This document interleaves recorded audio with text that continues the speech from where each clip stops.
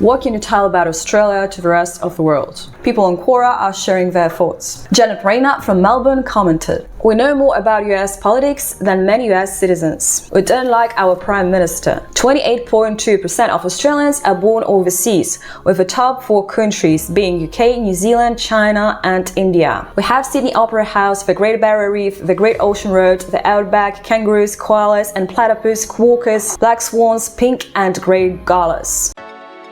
John Andrew joined the conversation, saying that a lot of tourists have zero appreciation of the distances involved, but Aussies are used to it.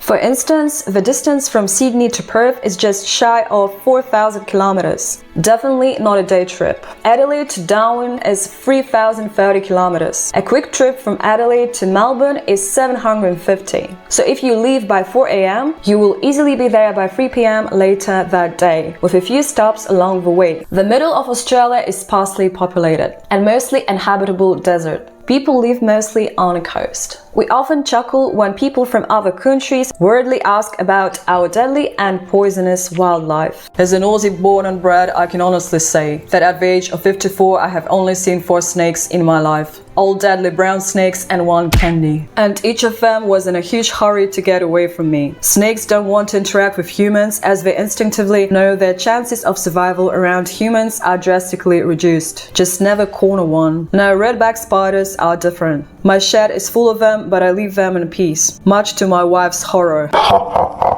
Great white sharks are a danger. A teenager in Queensland died the other day after being stung by the box jellyfish. I believe this is first death of the box jellyfish in 15 years. Saltwater crocodiles in the far north are creatures that have no fear of humans and wouldn't think twice about snacking on you. So don't be afraid of the land-based wildlife. It's the water-based ones that will kill you.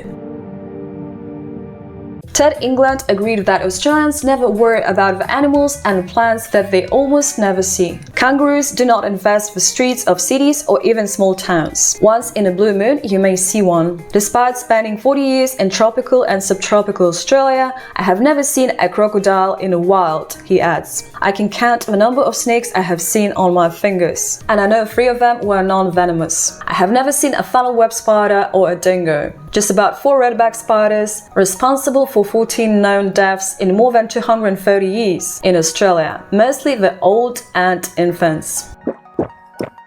Despite a reputation for consumption of beers, Australians lag behind several European nations in perhaps use of amber fluid. There is no tolerance for speeding and no tolerance for driving under the influence. Police can stop your car at any time and give the driver a breath test. One result is that we have a quite low road death rate, he concludes. Werner Sandler thinks that his question is so big that he would need to write a book about it. Because Australia has been such a good country, many foreigners still believe it is today, and this attracts refugees. But it is extremely hostile towards refugees today, and it locks them up indefinitely in offshore processing camps. This includes children. People have died there of simple infections and were even murdered by local police. In general, the political situation is very stable, and a democratic system of government works very well. So if you have a job, you should be doing very well, but only if you have a job. If you don't, ask for God's help, as the social welfare system is inadequate. If you are unemployed, even though there is an employment benefit, but it is so small you most likely will not even be able to afford housing. We still have a good Medicare system, but the Conservative government are constantly trying to destroy it, make it the same as in the United States. So our health system is constantly under threat. It is not as advanced as in many European countries, and we have about 3 million Australians whose teeth rot because they cannot afford a dentist. The Conservative parties are nothing like the Conservative parties in Europe. They pretend that making rich richer will create jobs. They have not yet managed to destroy a Medicare and welfare system, but pretend that the unemployed are lazy and welfare dependents, using it as an excuse for their failed trickle-down nonsense. Australia is inside looking, as it is a country on a single continent, and many people are ignorant. If you are over 55 years old, be prepared to be unemployed for a very long time, and the pension age is now 67. And the present government wanted to raise it till 70, but failed as it currently does not have the numbers in the Senate.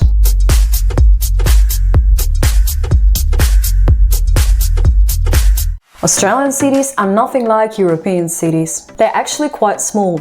And then there is something I have never seen anywhere else, known as suburbia. This is an area of mostly one-family houses, laid out a bit like cemeteries. And these are often more than 100 kilometers long from city center. They are deliberately designed to isolate people. It goes like this. We all need to live here, because the job opportunities are there, but we don't really want to see and know each other. So this intentionally builds isolation that makes them the ugliest places I have ever seen. Werner Sandler adds, while European cities are designed to connect people socially and culturally, Australian cities are built to isolate.